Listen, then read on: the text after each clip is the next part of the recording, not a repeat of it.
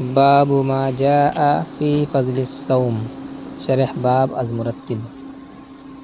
عن ابی ہریرہ رضی اللہ تعالی عنہ قال قال رسول اللہ صلی اللہ علیہ وسلم ان ربکم یقول كل حسنة بعشر امثالها الى 700 ضعف والصوم لی وانا اجزی به والصوم جنة من النار ولخلوف فم الصائم اطیب عند اللہ من ریح المسک وإن جهل على أحدكم جاهل وهو صائم فليقل إني صائم. یہ حدیث قدسی ہے. یہاں یہ سوال پیدا ہوتا ہے کہ والصوم لی کا کیا مطلب ہے اور صوم کی کیا خصوصیت ہے کہ اس کی نسبت باری تعالیٰ نے اپنی طرف فرمائی، ورنہ دوسری عبادات بھی تو اللہ تعالیٰ ہی کے لیے ہیں. نیز یہ بھی سوال پیدا ہوتا ہے کہ وانا اجزی بھی کس لیے کہا گیا جبکہ ہر قسم کی عبادات کی جزا باری تعالیٰ ہی دیں گے. اس کی متعدد توجیہات کی گئی ہیں. نمبر 1، روزہ جس میں ریا کا دخل نہیں، جبکہ اس کے مقابلے میں دوسری تمام عبادات ظاہریہ میں ریا کا خطرہ ہے. حکاہ المازری رحمہ اللہ ونقلہ عیاض رحمہ اللہ عن ابن عبید رحمہ اللہ، اس لیے بطور خاص اس کی نسبت باری تعالیٰ نے اپنی طرف فرمائی.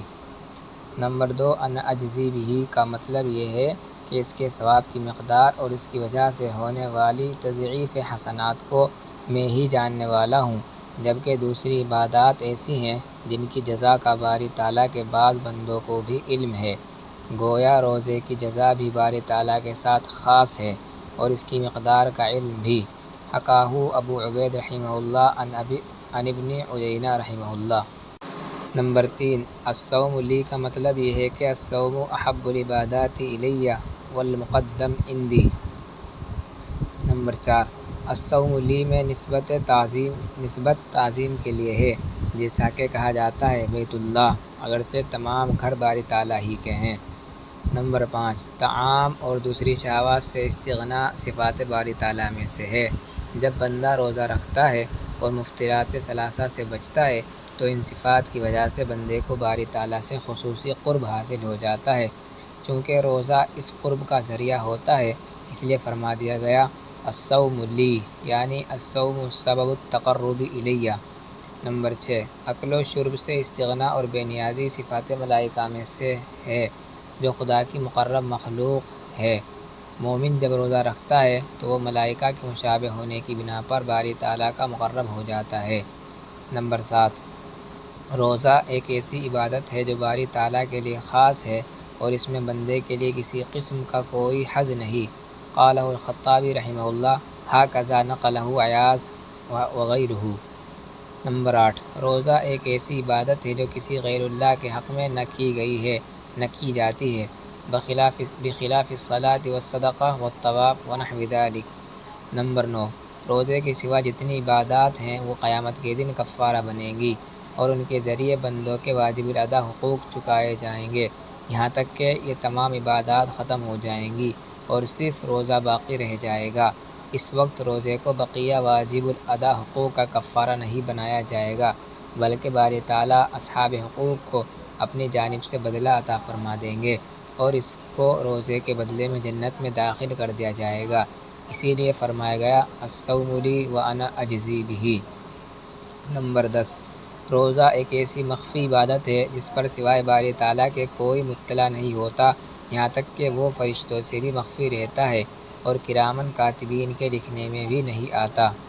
مذکورہ تمام توجیہات اور ان سے متعلقہ مزید تفصیل کے لیے دیکھیے فتح الباری جلد نمبر 4 صفحہ نمبر 91 تا 94. باب فضل الصوم مرتب. پھر انا اجزی بھی کا مطلب یہ بھی ہو سکتا ہے کہ روزے کی جزا بلا واسطہ ملائکہ ہم خود دیں گے، جبکہ دوسری تمام عبادات کی جزا میں فرشتوں کا واسطہ ہوگا. یہ توجیہ حکیم الامت حضرت تھانوی قدس اللہ سرہ نے بیان فرمائی ہے. دیکھیے دعوات ابدیت جلد ہفتم کا 3 باز الصوم. والصوم جنۃ من النار، یعنی روزہ مومن کے لیے ڈھال بن جائے گا اور عذاب نار سے بچاؤ کا ذریعہ ہوگا. حضرت شاہ صاحب رحمہ اللہ فرماتے ہیں کما فی معارف السنن جلد نمبر 6 صفحہ نمبر 130 کہ میں یہ سمجھتا تھا کہ روزہ قیامت کے دن حقیقتاً ڈھال کی صورت میں ہوگا، اور صائم کے لیے بچاؤ ہوگا۔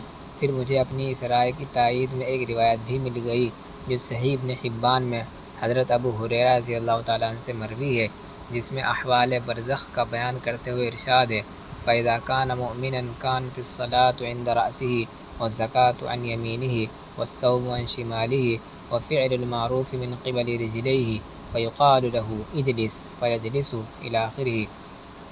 فتح الباری جلد نمبر 3 صفحہ نمبر 188، کتاب الجنائز، باب ما جاء فی عذاب القبر۔ نیز صحیح ابن خزیمہ میں حضرت عثمان ابن ابی العاص رضی اللہ تعالیٰ عنہ سے مروی ہے، قال سمعت رسول اللہ صلی اللہ علیہ وسلم یقول: الصیام جنۃ من النار کجنۃ احدکم من القتال الی آخرہ۔ الترغیب والترہیب جلد نمبر 2 صفحہ نمبر 83 رقم 13۔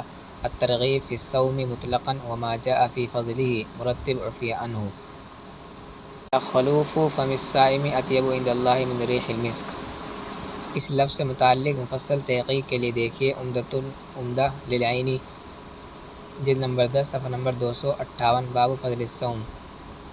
اختلف فی کون الخلوف اطیب عند اللہ من ریح المسک مع انہ سبحانہ وتعالی منزہ عن استطابۃ الروائح اذ ذاک من صفات الحیوان ومع انہ یعلم الشیء علی ما هو علیہ علی اوجہ۔ راجع لتفصیل الوجوہ، فتح الباری جلد نمبر 4 صفحہ نمبر 90، باب فضل الصوم۔ اس کی تشریح پیچھے باب ما جاء فی السواک للصائم کے تحت گزر چکی ہے۔ وَإِنْ جَهِلَ عَلَىٰ أَحَدِكُمْ جَاهِلٌ وَهُوَ صَائِمٌ فَلْيَقُلْ إِنِّي صَائِمٌ۔ حافظ زین الدین عراقی رحمہ اللہ فرماتے ہیں کہ اس جملے کے مطلب کے بارے میں علماء کے 3 اقوال ہیں۔ ایک یہ کہ روزہ دار اپنی زبان سے کہے انی صائم حتی یعلم من یجہل انہ معتصم بالصیام عن اللغو والرفث والجہل۔ دوسرا قول یہ ہے کہ یہ بات وہ اپنے دل میں کہے اور اسے سمجھائے کہ جہالت کا جواب جہالت سے دے کر مجھے اپنے روزے کو خراب نہ کرنا چاہیے۔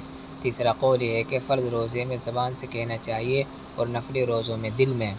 اور امام شافعی رحمہ اللہ کے نزدیک حدیث کو دونوں معانی پر محمول کیا جائے گا، یعنی صائم کو یہ بات اپنی زبان سے بھی کہنی چاہیے اور اپنے دل سے بھی۔ واللہ اعلم۔ از مرتب عفی عنہ۔ یہ تمام تفصیل عمدۃ القاری جلد نمبر 10 صفحہ نمبر 258، باب فضل الصوم سے ماخوذ ہے۔